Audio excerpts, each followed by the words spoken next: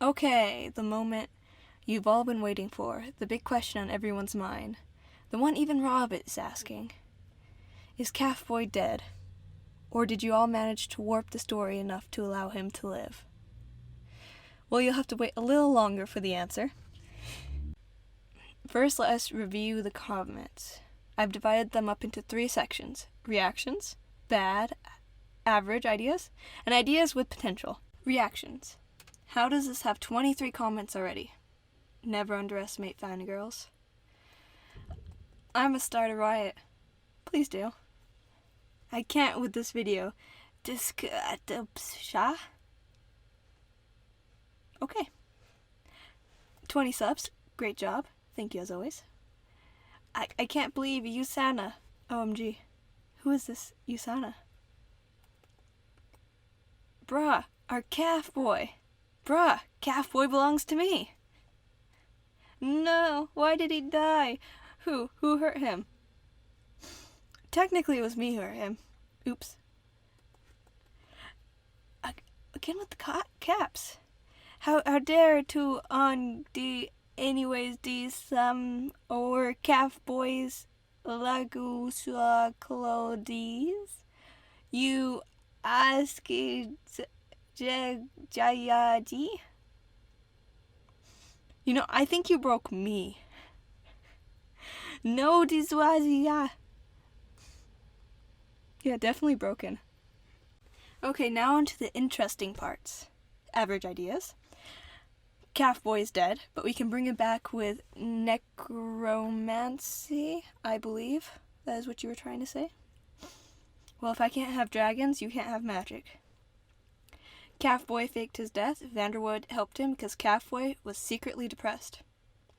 Props on you for putting Vanderwood in, but why would a secretly depressed person fake their own death? Cafe Boi faked his death with the help of Vanderwood as a prank. Vanderwood does not do pranks. Nice try. He was actually hit with a fog, and he's alive. He just needs recovery time.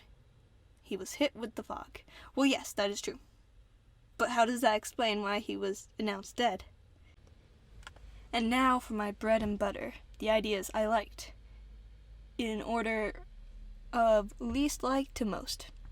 Cafe Boi came back to life with the power of friendship. Seems legit. However, much too vague. Way to bring him back. He isn't completely dead because we managed to find him in time, but he lost a lot of blood. I like it when people try to rewrite history. That wasn't sarcasm. And the thing that really makes this idea great is the last line. But he lost a lot of blood. Instead of Cafe Boi is dead, it's Cafe Boi is dying. Vanderwood stabbed him, and the fog knocked him out after he called the paramedics, and they arrived. You know, I cannot tell whether Cafe Boi called the paramedics or Vanderwood did after he stabbed Cafe Boi. The first time I read this, I thought Vanderwood called, and that just made everything so much funnier. He simply got isekai'd back to reality. This is my favorite. He's wandering around the real world so lost and confused. This is the cruelest one. Good job. Despite all your lovely comments, I've decided to use none of them. But you'll be glad to know I have heard your cries of mercy on the behalf of Cafe Boi, and I have created an alternate path for him. Now let us follow Cafe Boi as he went about his day to find out what really happened to him.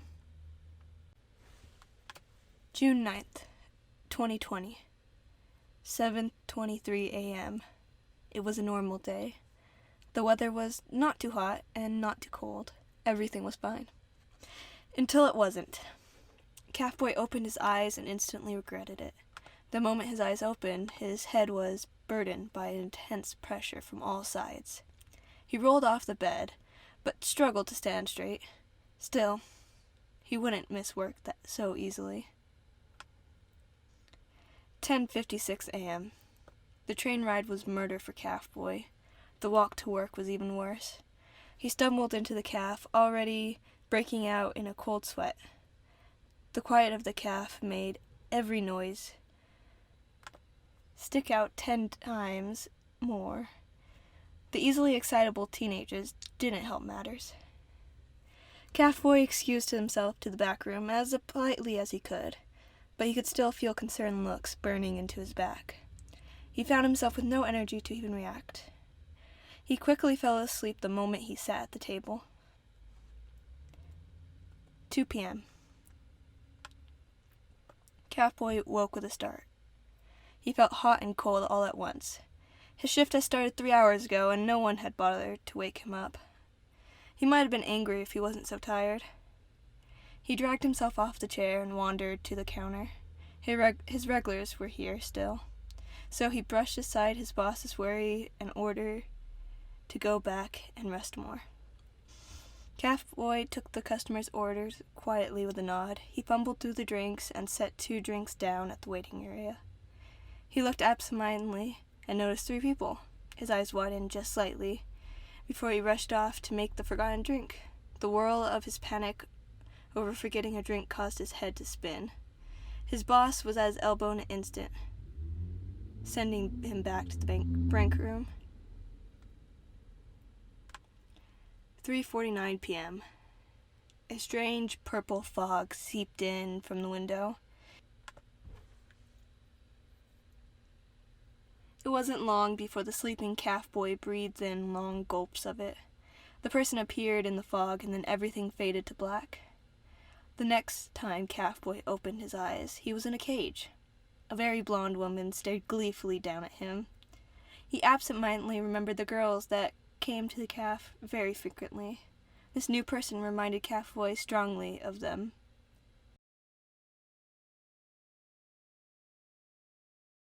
Oh no!